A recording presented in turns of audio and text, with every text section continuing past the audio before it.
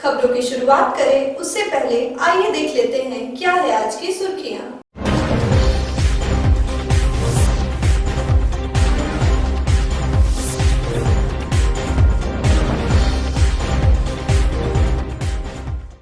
रंजीत हत्याकांड मामले में मुख्य आरोपी जावेद के घर की हुई कुर्की जब्ती। पुलिस ने आरोपी के निर्माणाधीन मकान पर चलाया जेसीबी।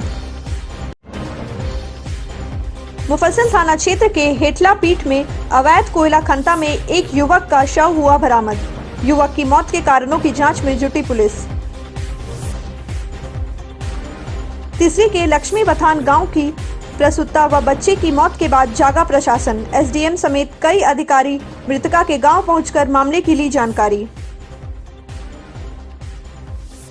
तीसरी थाना के दीवानजोत गांव में एक विवाहिता की संदेहास्पद परिस्थिति में हुई मौत। मायके वालों ने पति समेत ससुराल वालों पर दहेज के लिए बेटी की हत्या करने का लगाया आरोप। गिरिडीह में धूमधाम से मनाई गई संत शिरोमणि गुरु रैदास महाराज की जयंती। संत रैदास के पद चिन्हों पर चलने का लिया संकल्प।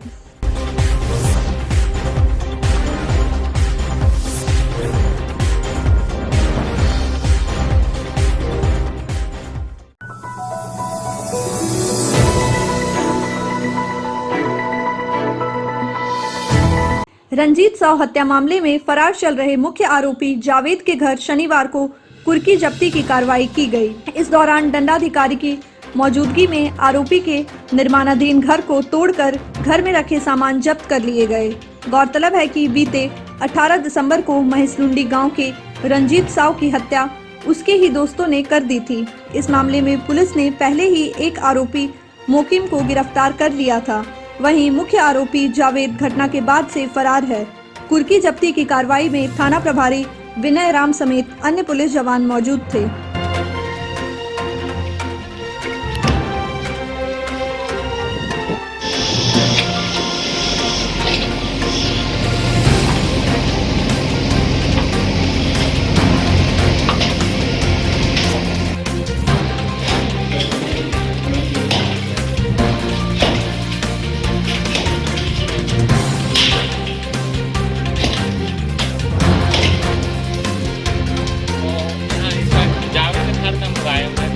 करने के लिए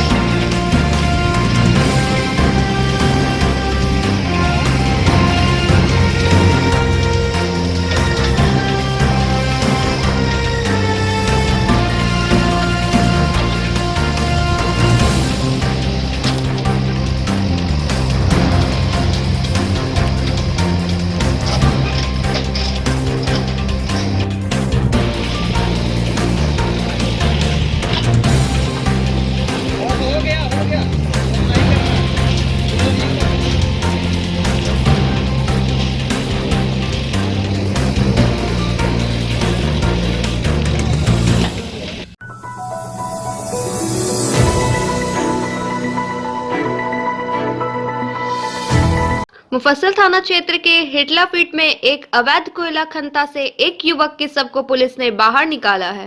मृतक युवक बबलू उर्फ मोहम्मद इल्ताफ मुफस्सिल थाना के सिमरिया घोड़ा का रहने वाला था।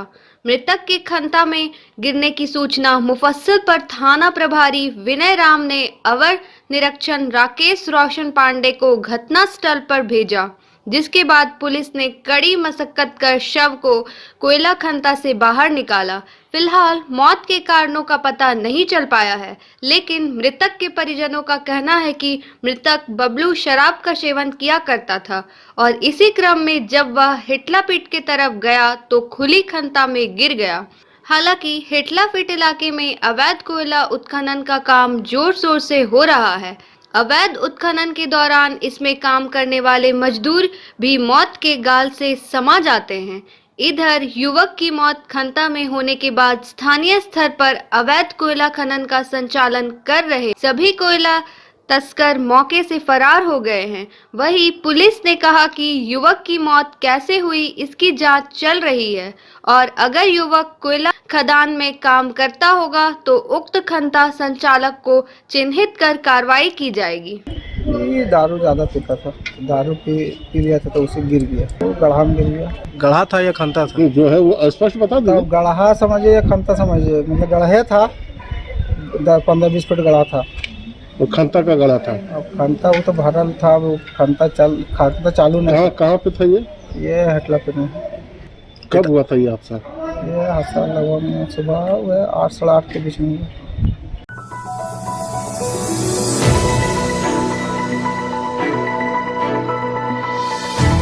थाना के दीवानजोत गांव में शुक्रवार की देर रात एक विवाहिता की मौत संदेहास्पद परिस्थिति में हो गई। मृतका तुलेश्वरी देवी पति गुड्डू साव की शादी 5 वर्ष पूर्व हुई थी। महिला के मौत की सूचना पर पहुंचे महिला के मायके वालों ने तीसरी थाना पुलिस को आवेदन देकर दहेज के लिए सास, ससुर, भैंसुर, गोतनी व पति पर अपनी बेटी की हत्या का आरोप लगाया है। मायके वालों के आवेदन पर पुलिस ने विवाहिता के शव को कब्जे में लेकर पोस्टमार्टम के लिए सदर अस्पताल भेज दिया है। वहीं मृतका के भाई चिंतामन साव ने कहा कि शादी के कुछ दिन बाद ही उनकी बहन के ससुराल वाले और पति बाइक और सोना के गहने के लिए प्रताड़ित कर रहे थे। इसको लेकर कई बार आपसी समझौता भी हुआ था, लेकिन शुक्रवार की रात उसकी बहन की हत्या दहेज लोभियों ने कर दिया। शादी वाले से कहनो हमर बेटिया के ना कौन सुख पान पियो दल के सदे मारपीट कल के भाई बहन मोबाइल दल थी, फैसला करवाइल थी 2 बजे सब मोबाइल वो तोड़ फाड़ के फेंक दल के, ककरो से बात नहीं करल देला भाई बहन से ने। और 2 बजे गलती पर बलर वाले ले तू की कल के बापा क्या बिगाड़ेगा समाज? 1 रुपया नहीं कहनो हमर बेटिया के कहनो देखल नहीं दल के ने कहनो भाई बहन जावा बोलती तब 500,000 रुपया बेटिया के नौकर की तरह बिहेव किया।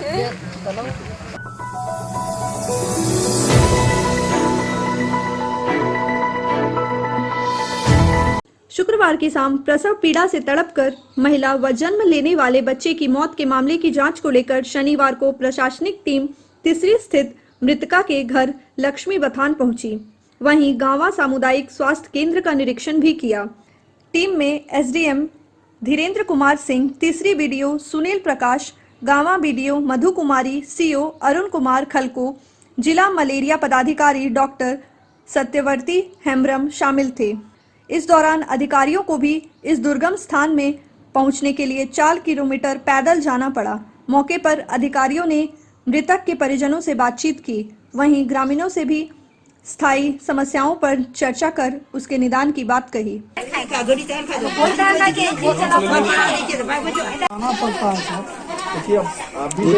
रहे हैं संसाधन नहीं है, लेकिन पहुंचाए जितना दूर पहुंचा सकता है कुछ दूरी कम हो जाए। 3 बजे लेके चल रहे हैं, 2 घंटा मोटा मोटी ठीक है। काम करते निकालते कितना देर लगले? 2 घंटा कितना लगले? 2 घंटा खाट पर लगे, खाट पर लगे। हाँ खाट पर हमारे पहले से क्या दिक्कत रहे? कल से 8 बजे बच्चा होने वाला था ना, डिलीवरी था ना, तो सवेरे से कुछ कष्ट था कि ऐसे ही 8 दिन से सर 8 बजे दिन से गांव में सहिया है? गाँव में तो गाँव में नहीं है, सहिया है? नहीं है गाँव में। सहिया को खबर की थी? गेल नहीं थी किया। हमार सब्जी गेल थी से नहीं खाओ सब्जी गेल हल सहिया जगह। सहिया जगह समझ गया था। तो क्या बोली सहिया? सब्जी जगह नहीं गेल हल तो नहीं कहल के समझी ना कह के नहीं कहल। इधर जांच को पहुंचे प्रशासनिक अधिकारियों ने गांवा सामुदायिक स्वास्थ्य केंद्र का भी निरीक्षण किया।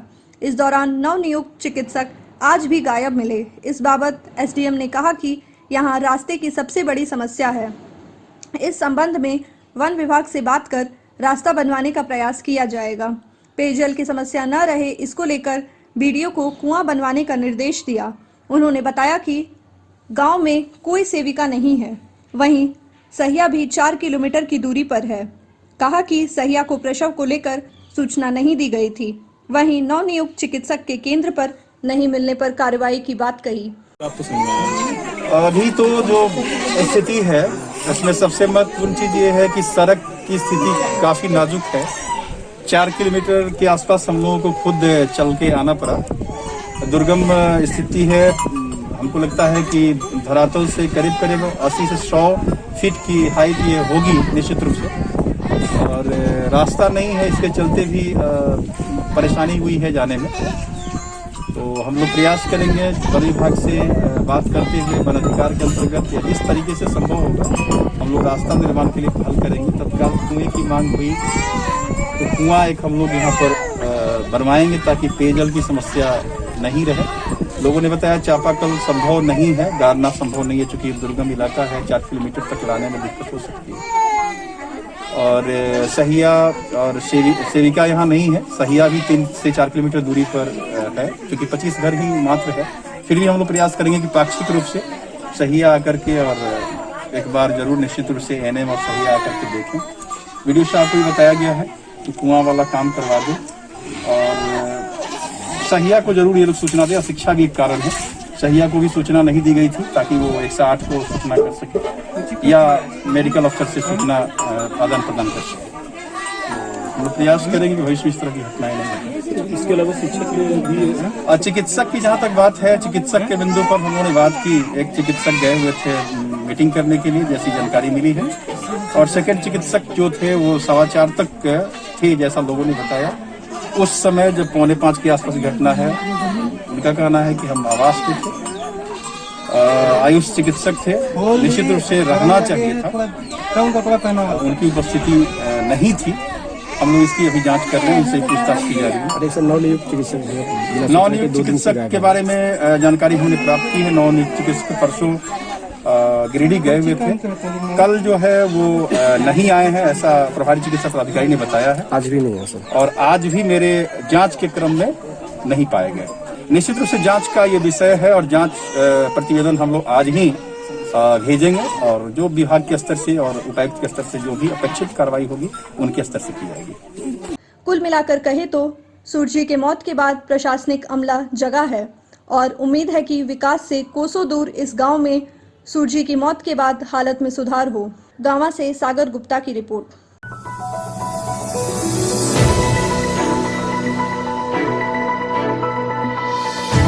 बेंगाबाद प्रखंड मुख्यालय के समीप अंबेडकर भवन में शनिवार को रविदास महासभा के बैनर तले संत शिरोमणि गुरु रैदास महाराज की जयंती धूमधाम से मनाया गया। कार्यक्रम के दौरान संत शिरोमणि रैदास महाराज के तस्वीर पर पुष्प चढ़ाकर श्रद्धा सुमन अर्पित किया गया और उनके बताए पद चिन्हों पर चलने का संकल्प भी लिया गया। कार्यक्रम में छोटे लाल दास, धनराज दास, रीतलाल दास, अशोक कुमार दास, ठाकुर दास, डोमन दास, राजेंद्र दास, नंदलाल दास समेत सैकड़ों महिला पुरुष मौजूद थे।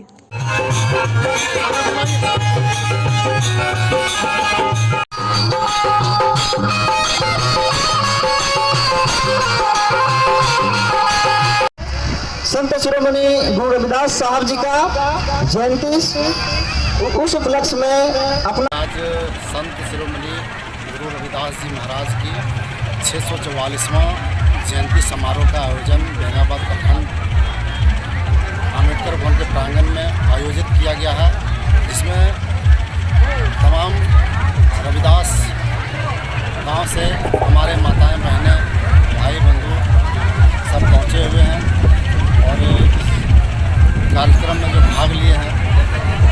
आज बहुत खुशी की बात है कि संतों में संत रविदास जी महाराज के जयंती समारोह में आज हम लोग को इस स्थान पर एक समारोह करने का जो मौका मिला, इसके लिए मैं तमाम साथियों को धन्यवाद देता हूं, जिन्होंने इस कार्यक्रम को सफल करने में मेरा सहयोग किया। और मैं सभी भाई बंधुओं से मैं आग्रह करता हूं, इस तरह से कार्यक्रम को जो आयोजित किया जाता है, इसमें तमाम मेरे समाज से जो भी लोग उपस्थित हुए हैं और होते हैं, ये बहुत खुशी की बात है। और हम लोगों को ये एकजुट होने का मौका मिला है, इसलिए मैं सभी अपने समाज के भाई बंधुओं से पुनः आग्रह करता हूँ कि इस तरह से कार्यक्रम को आयोजित किया जाएगा, इसमें आप अवश्य पहुँचने का काम करें। संत शिरोमणि गुरु रविदास जयंती समारोह प्रत्येक साल के भांति इस साल भी मनाया जा रहा है। यह हमारे संत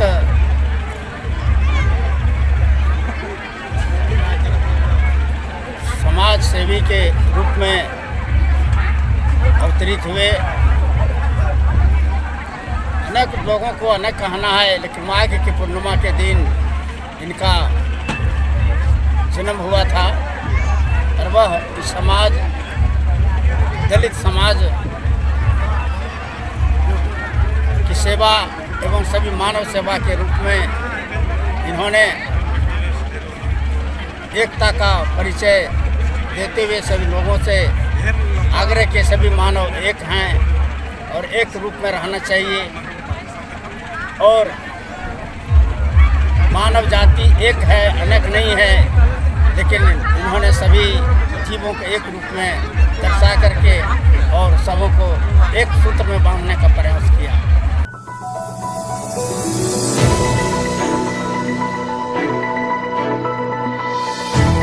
शहर के धड़ियादेव स्थित ओपन माइंड्स ए बिरला स्कूल द्वारा कक्षा नर्सरी से 8वीं तक के छात्रों के बीच शनिवार को ऑनलाइन ड्राइंग प्रतियोगिता का आयोजन किया गया। प्रतियोगिता में बच्चों ने हर्षोल्लास से हिस्सा लिया और शतरंगी रंगों को अपने कला के जरिए प्रदर्शित किया। इस बाबत प्राचार्य ममता शर्मा ने बताया कि बच्चों के सर्वांगीण विकास के लिए विद्यालय द्वारा प्रतियोगिता का आयोजन किया गया। प्रतियोगिता के सफल छात्रों को पुरस्कृत किया जाएगा। इसके साथ ही साप्ताहिक एक्टिविटी में भी सफल छात्रों को पुरस्कृत किया जाएगा।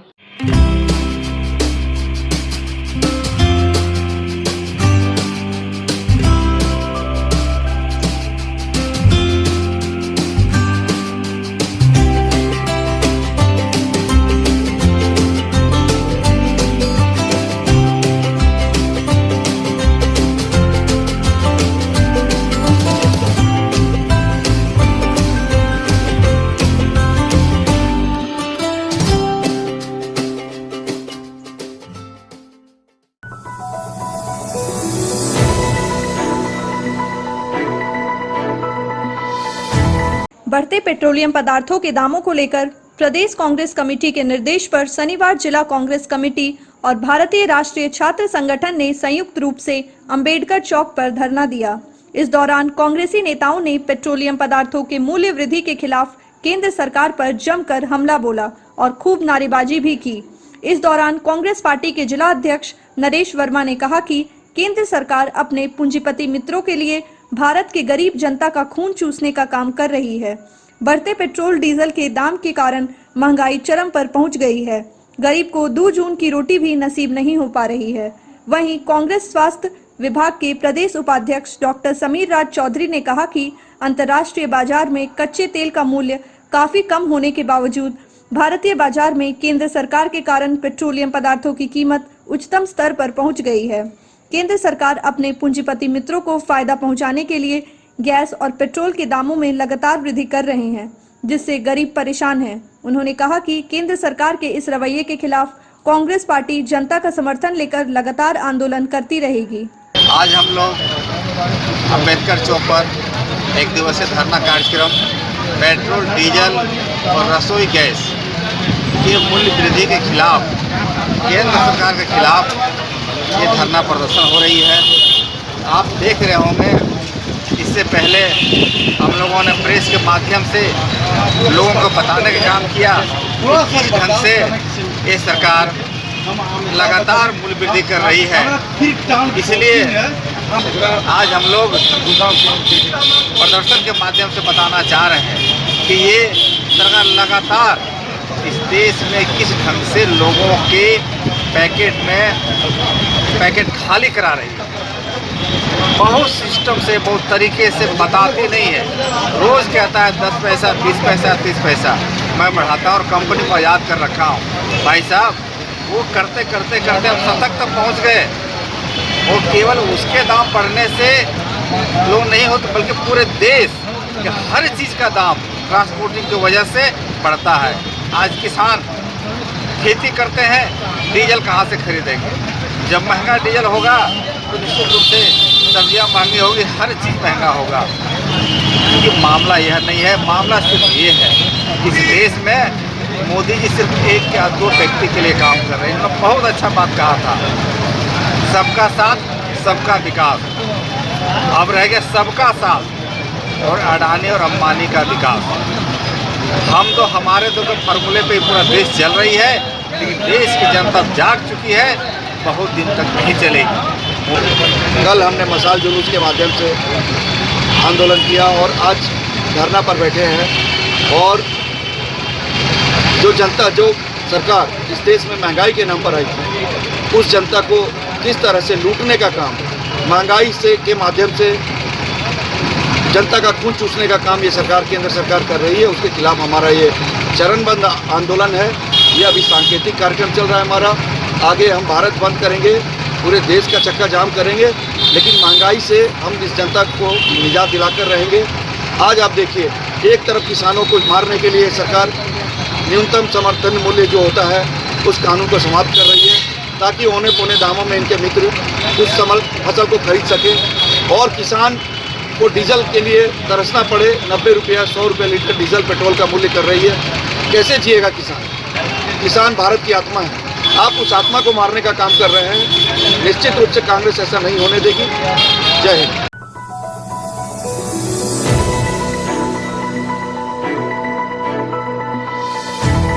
सरिया अनुमंडल पुलिस पदाधिकारी विनोद कुमार महतो के तबादले के बाद शनिवार को वन विश्रामागार में भाजपा के कार्यकर्ताओं ने उन्हें विदाई दी। मौके पर कार्यकर्ताओं ने उन्हें बुके दिया और मिठाई खिलाई। इस दौरान कार्यकर्ताओं ने कहा कि अनुमंडल पुलिस पदाधिकारी के पद पर विनोद कुमार महतो का कार्यकाल बहुत ही सराहनीय रहा। उनके कार्यकाल के दौरान अपराधियों में भय रहा। वहीं हर एक घटनाक्रम पर वे मुस्तैदी से पड़ताल कर अपराधियों को जेल पहुंचाया। कार्यकर्ताओं ने आशा जताई कि नए अनुमंडल पुलिस पदाधिकारी भी अच्छा काम करेंगे, साथ ही अपराध पर अंकुश लगाने की दिशा में वे भी पहल करेंगे। साहब का जो कार्यकाल रहा सरिया अनुमंडल क्षेत्र में वो काफ़ी सराहनीय रहा। इन्होंने इस क्षेत्र के तमाम समस्याओं को गंभीरता से लिया और यहाँ के अपराधी वगैरह भी जितने भी थे वो डरे समय रहे इनके कार्यकाल में। और मैं यहाँ के जो नए SDPO साहब आए हुए हैं उनसे भी यही आग्रह करता हूँ और उम्मीद करता हूँ कि वो क्षेत्र की जो भी समस्या है वो संवेदनशीलता के साथ निपटारा करें और अपराधियों पर अंकुश और खासकर इस क्षेत्र की छोटी से छोटी समस्याएं जो थाने पहुंचती हैं उनको वो अच्छे तरीके से निदान करें। इनके कार्यकाल में 32 महीना कार्यकाल रहा और जनता के साथ समन्वय बना के रहा और यहाँ के अपराधी भी इनसे डरे सहमे रहे और लोगों की हर समस्या से अवगत होकर समस्या को समाधान किए और जनता के साथ समन्वय बना के रखे। और आज हम लोग सर का विदाई सब युवा, सरिया के युवा भाजपा मिलके आज विदाई कर रहे हैं। और खुशी की बात है कि इस दूसरे हमारे SDO साहब आए हैं, वो भी जनता के साथ समन्वय बना के रखे और जनता के साथ समस्या के समाधान करें। इधर कार्यकर्ताओं से सम्मान के बाद अनुमंडल पुलिस पदाधिकारी विनोद कुमार महतो ने कहा कि 32 महीने का उनका यहाँ कार्यकाल रहा और सभी के सहयोग व समन्वय से काम किया। सरिया के जनप्रतिनिधियों, आम जनता, मीडिया सभी के सहयोग के लिए उन्होंने सबका आभार व्यक्त किया। साथ ही उम्मीद जताई कि नए SDPO और भी बेहतर तरीके से काम करेंगे। देखिए, जो भी मेरा कार्यकाल करीब 32 महीने का रहा,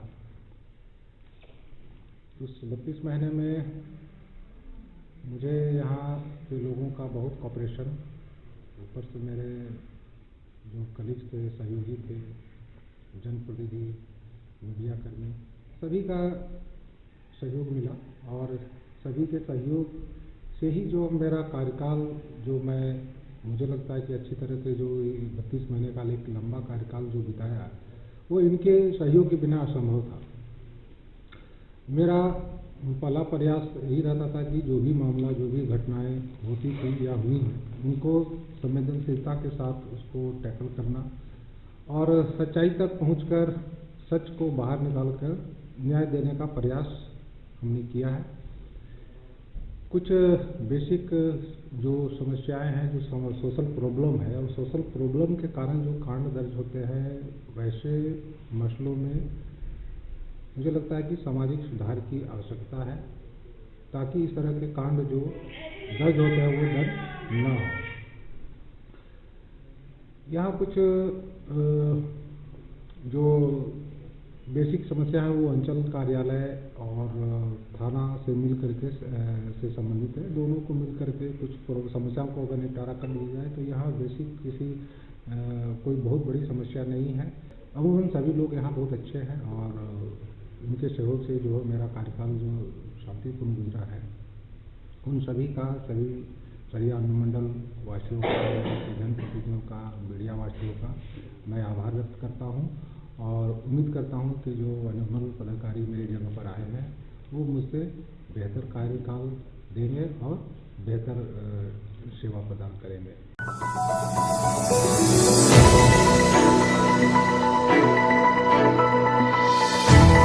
गांवा प्रखंड मुख्यालय में प्रखंड स्तरीय नाई समाज की एक बैठक शनिवार को की गई। बैठक की अध्यक्षता पूर्व शिक्षक अर्जुन प्रसाद शर्मा ने किया, जबकि संचालन प्रद्युमन शर्मा, अजित शर्मा एवं शैलेंद्र शर्मा ने किया। प्रखंड स्तरीय बैठक में प्रखंड के 17 पंचायत के लोग जुटे और अपने पंचायत की समस्याओं से नाई समाज के वरिष्ठ पदाधिकारियों को अवगत कराया। बैठक में दहेज प्रथा, शिक्षा का अभाव, संगठन के विरुद्ध कार्य करने वाले के ऊपर कार्रवाई एवं घरेलू हिंसा रोक पर विशेष बल दिया गया। इस दौरान निर्णय लिया गया कि सैलून संचालक मंगलवार को पूरे दिन सैलून बंद रखेंगे और अपनी एकता तथा संगठित होने का प्रमाण देंगे। इससे पहले कोई भी कार्य होता है, हम बैठक करते हैं कि हम ये चीज करने जा रहे हैं, आप साथ दे रहे हैं या नहीं दे रहे हैं, देते हैं सब साथ। तो अगर हम बोलेंगे अपने गांव में कि भैया आपको फलना जगह जाना है, हमारी जाति का मीटिंग है, हमारी जाति बुला रही है, क्या कारण है कि हमारे रिश्ता आपके घर, आपके घर के हमारे घर, सब लोग मिलजुल के ही होता है। कोई बाहर के आदमी नहीं, विदेश नहीं जाते शादी करने। उस चीज का नाई समाज में होना चाहिए कि आप आज जो नाई समाज की बैठक प्राथमिक विद्यालय नौकायहार में जो आयोजन किया गया है, इसमें नाई समाज के उत्थान के लिए, नाई एकता के लिए आयोजन किया गया है। साथ ही इसमें चर्चा किया गया है कि नाई समाज का उत्थान कैसे होगा। इसके लिए हम लोगों ने यहाँ पर 3 सूत्री कार्यक्रम का आयोजन की बात चर्चा चल रही है, जिसमें एकता, समता और शिक्षा का चर्चा चल रहा है। क्योंकि जब तक हम लोग एक नहीं होंगे, जब तक हम में समानता नहीं आएगी, जब तक हमारे समाज में शिक्षा का प्रचार प्रसार नहीं होगा, तब तक हमारे समाज का उत्थान नहीं हो सकता है। हम लोग मुख्य धारा से जुड़ नहीं सकते हैं और इसी उद्देश्य की सफलता के लिए हम लोग सब यहाँ एकत्रित हुए हैं, जिसमें तमाम हमारे नाई बंधु हैं और इस समाज में, इस सभा में बहुत सारे लोग सम्मिलित हुए हैं, जिनमें से प्रमुख रूप से हमारे गांव के जो मुख्य संचालनकर्ता जो हैं इस कार्यक्रम में अजीत शर्मा है और मेरा नाम प्रद्युमन शर्मा है। हमारे पेरा से अजय शर्मा आए हुए हैं, हमारे जो ये पटना से।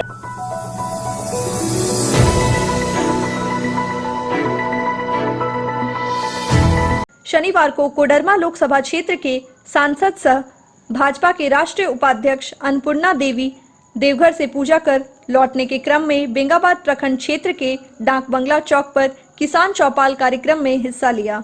चौपाल कार्यक्रम को संबोधित करते हुए अन्नपूर्णा देवी ने केंद्र प्रायोजित योजनाओं की चर्चा की। इस मौके पर मुख्य रूप से बीजेपी जिला अध्यक्ष महादेव दुबे, भाजयुमो जिला अध्यक्ष रंजीत राय, जिला सांसद प्रतिनिधि दिनेश यादव, प्रखंड सांसद प्रतिनिधि जयप्रकाश मंडल, संजू देवी, विनीता कुमारी, सुरेंद्र यादव, पप्पू मंडल, सुरेंद्र लाल, प्रकाश यादव, संदीप वर्मा, रघुनंदन यादव, सुधीर शर्मा समेत भाजपा के कई अन्य कार्यकर्ता मौजूद थे।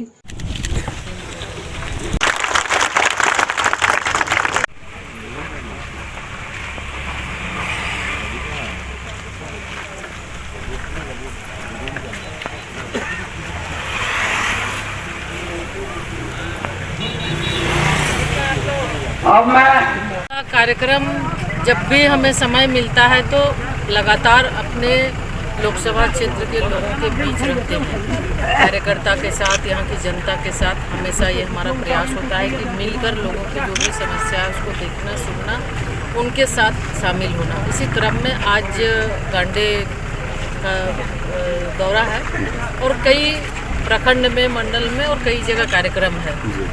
अभी मुख्य रूप से यहाँ पे बहुत सारे किसान भी थे, बहुत सारे ग्रामीण भी यहाँ पे उपस्थित थे। तो जो कृषि बिल को लेकर जिस तरह से प्रोपेगेंडा विपक्ष के द्वारा किया जा रहा है, तो बिल्कुल लोग इस चीज़ को जान रहे हैं, किसान जान रहे हैं कि किसान के हित में ये कृषि बिल है और लोगों का विश्वास, लोगों का आस्था आदरणीय नरेंद्र मोदी जी प्रधानमंत्री जी के प्रति है और वो इस चीज़ को महसूस कर रहे हैं कि कभी भी वो जब भी चाहते हैं तो देश का हित चाहते हैं, देश का भला चाहते हैं। तो आम लोग इस बात को लेकर संतुष्ट है कि कृषि बिल में किसी भी तरह की कहीं कोई गड़बड़ियाँ नहीं है, किसानों के हित में ये बिल है। और इसके साथ ही साथ राम मंदिर निधि संग्रह का भी आज अंतिम दिन है। लोग आप देख रहे होंगे काफ़ी संख्या में लोग अपना योगदान भी दे रहे हैं। हर कोई ये चाहता है कि वर्षों से पुराना, वर्षों लंबित आज जो राम मंदिर निर्माण हो रहा है तो हर किसी का योगदान उस मंदिर में हो। तो ये लोगों की इच्छा है, लोग बहुत अच्छा स्वतः अपना अपना योगदान, जिसको जो इच्छा है, जितना शक्ति है उसके हिसाब से लोग अपना योगदान दे रहे हैं।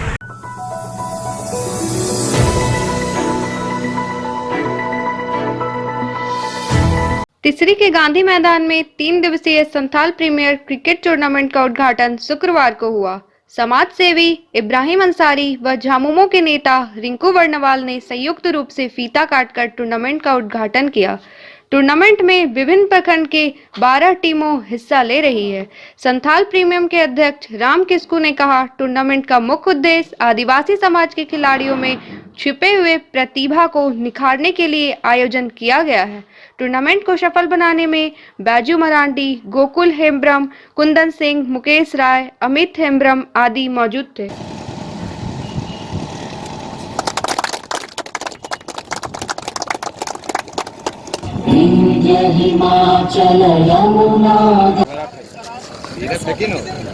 धीरे धीरे धीरे धीरे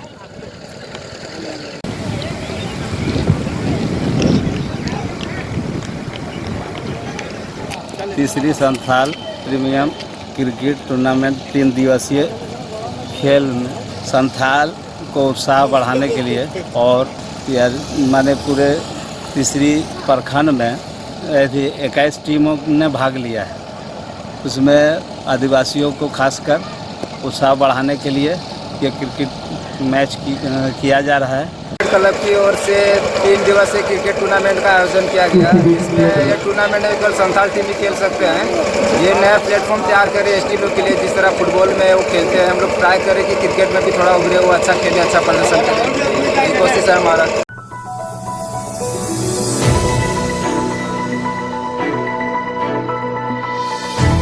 आज के बुलेटिन में बस इतना ही। ताज़ा तरीन खबरों को आप समृद्धसमाचार.com पर पढ़ सकते हैं। दीजिए हमारी पूरी टीम को इजाजत। नमस्कार।